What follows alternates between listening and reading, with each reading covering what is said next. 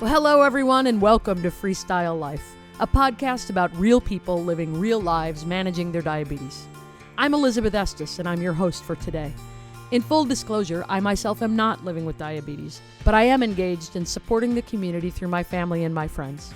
The only way those of us not managing diabetes are going to learn how to best help is by asking those who are. On this podcast, we will hear authentic stories, some designed to uplift, and most all designed to teach. We'll speak with experts, advocates, and those attempting to change the diabetes ecosystem for the better. This podcast is in partnership with Abbott because we're in this together and we're stronger together. Welcome to Freestyle Life.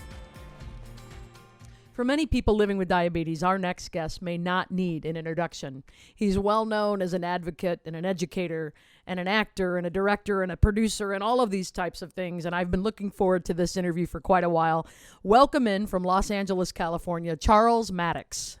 Hey, how are you? Thanks for having me. So we're going to talk about who you are in a minute, but I want to do a fun little tease. If any of our listeners are music fans, it's really, really cool. You have a very, very famous uncle who is a musician. A Rolling Stone called him one of the top 15 musicians ever in the world. Well, you'd probably agree with that, right? Would you? I do. You might think he's in the top 2 or 3, and there are many who would. But how about we do this? Let's have some fun and not reveal who your uncle is until the end of this conversation. What do you think? It sounds good. Sounds good to me. Well, you know, and you have so many things to be proud of in your own life. You're an award-winning actor, director, producer, television host, health advocate, mentor. Seriously, you have done amazing things in your life prior to being told that you had type 2 diabetes, and since then, as a person living with diabetes. Give us your background and give us your journey, and we want to hear your story.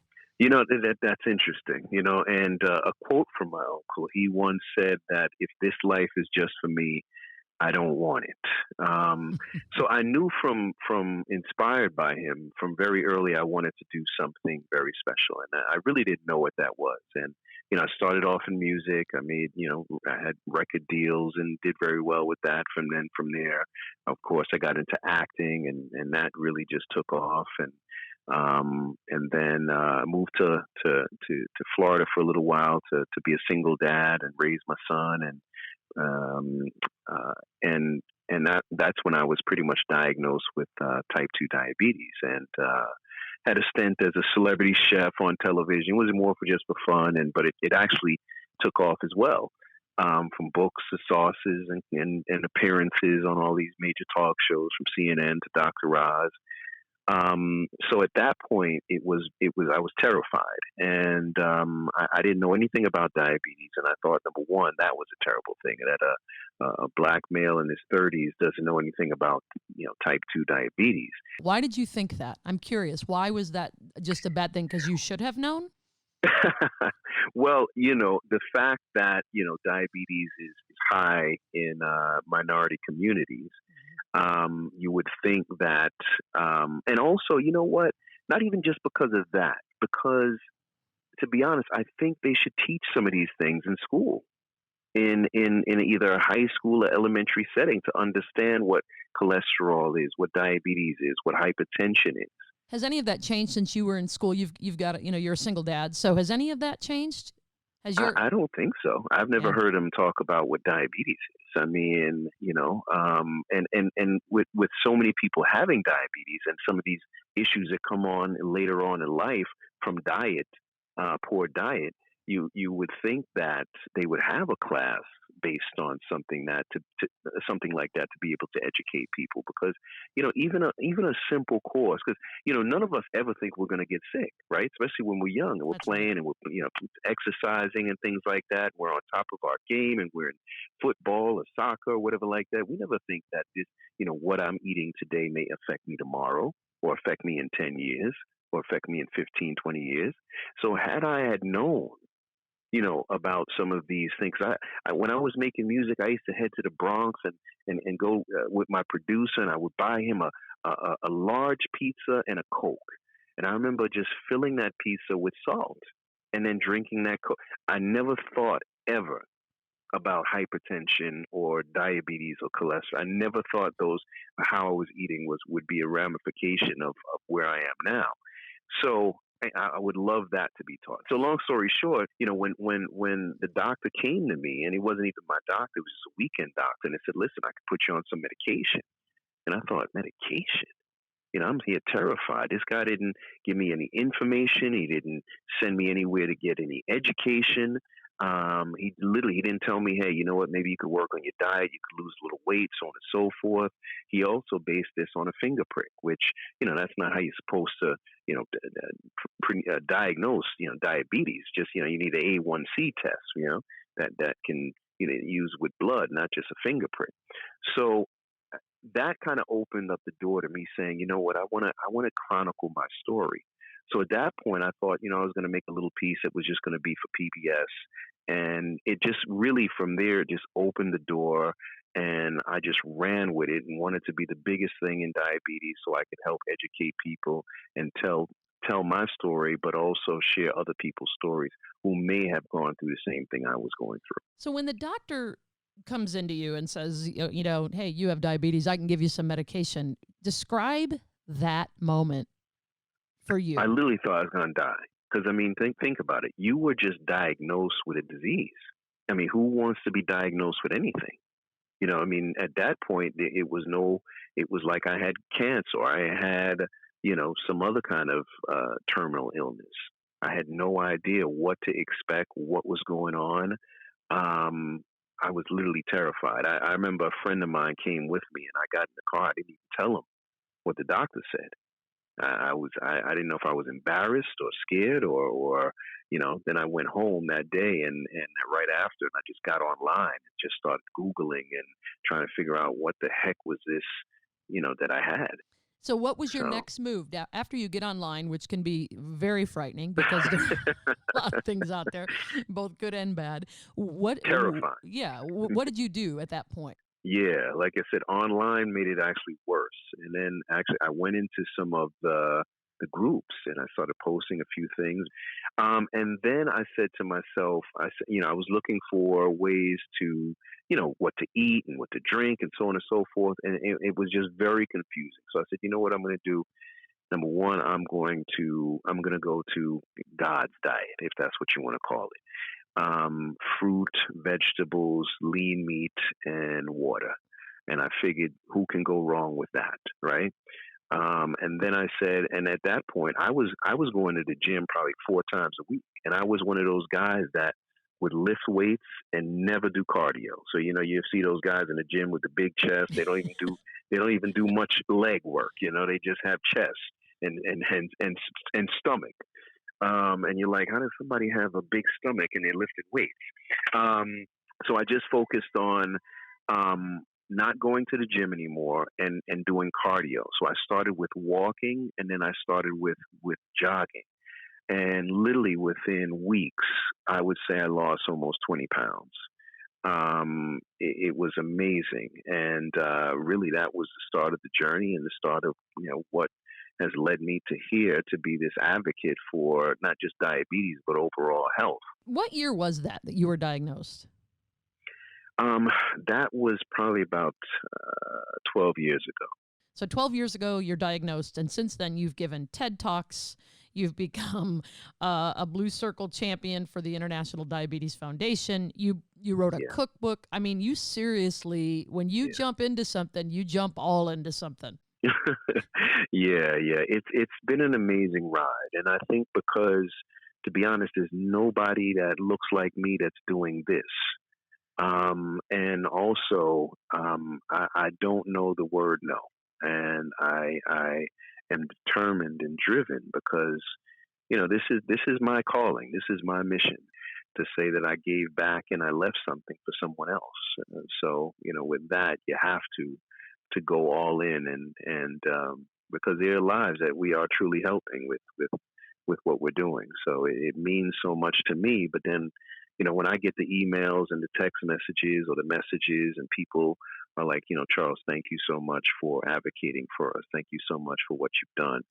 It really moves you. It allows you to know that your time here on this earth was a special run. So The exercise part is really intimidating for people who may not be used to doing that. I go up and down with exercise, and I, like you, didn't like cardio. I'd go to the gym, but boy, I'd Yeah. have to force myself. And I want to, in full disclosure, I am not a person living with diabetes, but I am a Uh-huh. person who struggles up and down a lot with being healthy. It is interesting in the mindset that you started off. You didn't like cardio, but you just said, I'm going to just walk. Let's start there. I walk 2 to 3 times a day. And just walking will change a person's life. We have to really take our health seriously because we only have one ride on this. And eating the right way is very easy. Exercising the right way is very easy. You don't need to go to a gym. I haven't been to a gym in years. And I walk every day and get on a treadmill and just walk, or I walk in the park. And eating right is even more easier. And eating healthier and eating healthy is not expensive as people would like to believe. So you wrote a cookbook called the Budget Friendly Fresh and Local Diabetes Cookbook. What did you learn in those recipes? Because food is a trigger for a lot of us, and food is memory, food is family, food is tradition, Yes, and it's hard to yes. give some of those things up. In your cookbook, what did you do that made those recipes appealing and interesting besides the budget side of it? Well, what I wanted to do was make the same meals that we normally eat, right? Because a lot of times we only have a limited menu per se in our households, right? A lot of people, they'll make the chicken, they'll maybe make some steak, some fish, a little bit of pork. I mean, honestly, if you go through the week, the folks are eating the same thing day in and day out, pretty much. So what we wanted to do was create a lot of those. Number one, keep the same recipes that you like, but just make them healthier, right? Make them so that they didn't have a ton of the carbs, the starch, the sugars, and things like that. Because if you take people out of their comfort zone as far as food for too long, they will revert back to what they know and what tastes good to them and how they made the food. And then also introduce new things to them, right? Because you can go to an Asian store and buy a grocery store and get certain spices, certain sauces and things of that nature that really enhance a meal and can make it taste unbelievable. And now you have a variety, and you've increased your profile as far as taste and flavors, and now you have different things. So your palate doesn't have to be a bland surface. Because a lot of times people think eating, let's say, a diabetic or a healthy lifestyle, you have to. It's not going to taste good. It's not going to have the flavoring. But that's totally incorrect. Then all of a sudden you do this and you get some acclaim for the budget friendly, fresh and local diabetes cookbook, and Discovery Life comes along and you host a TV show called Reversed. Now, what I think is interesting about this is you aren't just talking about, and you aren't talking about reversing diabetes. You're talking about reversing mental, spiritual, emotional states, a very different Yes. dynamic. What happened was I was doing a lot of this, advocacy, and I'm like, man, I'm not reaching the people that I want to reach. I'm not. There's got to be a better way. What better way to do this? So I created this show that took 5 people who were living with diabetes, and what I wanted to do was kind of cut out all the runaround, right? Because if I needed to see an endocrinologist, how long do I have to wait for that? If I need to see a dietitian, how long do I have to wait for that? Or a diabetes educator, right? All of these things were splintered. So I wanted to create a way that we could have all of these experts in one space and help really understand what diabetes is and what it's not and how to live with it. So I made the pilot, sat on it, man, for probably about a year, and then came across a guy who had some connections to networks, and I said, "Hey, listen, I've got this." And he said, "Listen, I'll bring it to a few networks, and it usually takes a few months to get a this, that, and the other thing." And probably about a week later, he came back and said, "Discovery's interested," and I was like, "Wow, okay, let's do it." And to be honest with you, it was about reversing the mental, physical, spiritual, emotional state. Because if you do that in life, address these issues, you can make the changes to your life. Did I have underlying ideas of reversing diabetes? I did. But when I made this first series, to be honest with you, that word reverse, people were terrified of it in diabetes. See, you couldn't even say it. I had a lot of people write stories about me about, oh, the word reversed, and I would tell them, listen, it's not about reversing diabetes. The new season, is it in Jamaica as well? So you took, in the first season, you took 5 people to Jamaica. They spent 10 days, which sounds Yeah. lovely right about now, interacting with you, experts in medicine, nutrition, exercise. Is the new season set up the same way? We're probably going to go to Mexico. Our last season that just went off the air, which is called 8 Days, which is a very similar setup. Was shot in Mexico. That was based on cancer, and it's going to be pretty much the same situation where we're having amazing people in mental health and in nutrition and in diet. But we're using the ketogenic and also intermittent fasting. So we've pulled on Dr. Jason Fung. We've got Dr. Ken Berry. We've got Laurie Smet. We got Maria Emmerich. So we've got some heavy hitters that are going to be involved with this. And keto is a godsend in many ways, and so is intermittent fasting, and it does do wonders for type 2 diabetes and overall health. So we're going to really just take this to the next level, and this is going to be a game changer in diabetes. So we've talked to people living with diabetes in both the type 1 and the type 2, and one consistent theme we hear with the type 2 is that they do feel in some ways judged. What advice would you have for those people who are feeling judged and or overwhelmed? Well, type 2 diabetes can be a blessing in many ways, right? Because what it does do is allow us to see where we're at with our overall health, right? So, when you go get your labs and you see, that you're diabetic, but you could also see, man, I might have high cholesterol, or I might have, some other things that I need to work on. It's also a reset to see where you're at, mentally, physically, spiritually, emotionally, right? Do you need to lose the weight? Do you need to change your diet? Because remember, these things, it's not just diabetes that comes with these things. It's all the comorbidities. So I remember, going back to when I was diagnosed, first thing I did is came home and I looked in the mirror and I said to myself, Charles, man, you got to lose some weight. And I probably had to lose about 20 pounds, if not a little bit more. And a lot of it was muscle and bulk and stuff like that. But, it was one of those things where I had to really just look in the mirror. And I think that the diagnosis of type 2 diabetes is one of those things where we can kind of say, hey, what have we been doing wrong with our diet or our lifestyle or our lack of exercise or any of that? And then say, you know what, now is the time for me to adjust this and look at it as something that is actually a blessing. And I've turned this so-called disease into a blessing. So I'm touching lives, change my life, aware of what I'm doing, and helping other people be aware of what they're doing too as well. So you've done so many things and so many positive things for this community. As an advocate, what else would you like to achieve? What else is there for you to do? You've written a book, you've had TV shows. I mean, you're a bit of an overachiever, Charles, for crying out loud. Well, to be honest with you, I would love to get to a place where I don't have to fight so hard to create these shows, especially on diabetes, right? Because once again, the information and education that we could give literally could save so many lives, and it could educate so many people. And the series is called Reversed, and people can find out more about you at www.charlesmattocks, Mattocks.com, and also on Twitter at cmattocks1, to make sure that people can find out more about you and all of the many, many advocacy programs that you have going. Seriously, you have so much energy, you have so much positivity, and it's just so much fun to talk to you. And I got to say a big thank you to you too as well, and all the amazing people that you're doing work with right now.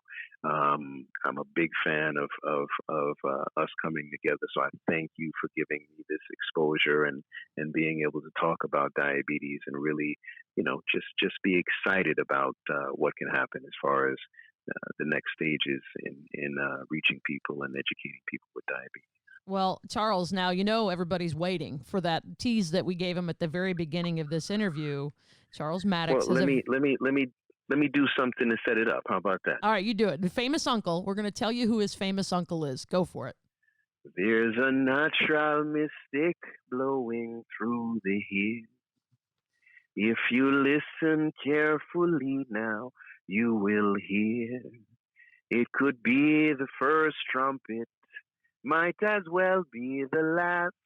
All right, if they don't know it after that one, I don't know what to say. That's right. Your uncle was Bob Marley. Oh, amazing. A Rastafarian icon. Number 11. He was number 11 on the 100 greatest musicians of all time by Rolling Stone. How cool is that? Yes, it was. It was definitely. I met him twice before he passed, and it was a blessing. And I think part of the reason I do what I do right now is because I'm fighting for the people. And, you know, when you fight for the people, not always is it looked upon, you know, in the right way, but you know you're doing the right thing. And at the end of the day, that's what it's all about, helping other people. Well, Charles Mattocks, your Uncle Bob Marley is looking down, smiling at who you've become. Thank you so much for spending a few minutes with us on Freestyle Life. We are so appreciative of your time and your efforts, and I know we'll talk soon. All right, bye-bye. So that's a wrap on this edition of Freestyle Life, a podcast brought to you in partnership with Abbott. We want to thank Charles Mattocks for joining us and all of you as well. If you have ideas for this podcast, questions you'd love answers to, or great suggestions, we'd love to hear from you. Please drop us an email at ideas@freestylelifepodcast.com. We'll talk with you next time. Until then, here's hoping we're all living our best lives. The views, positions, and opinions expressed in this podcast are solely those of the individuals involved and do not necessarily reflect the views of Abbott Laboratories.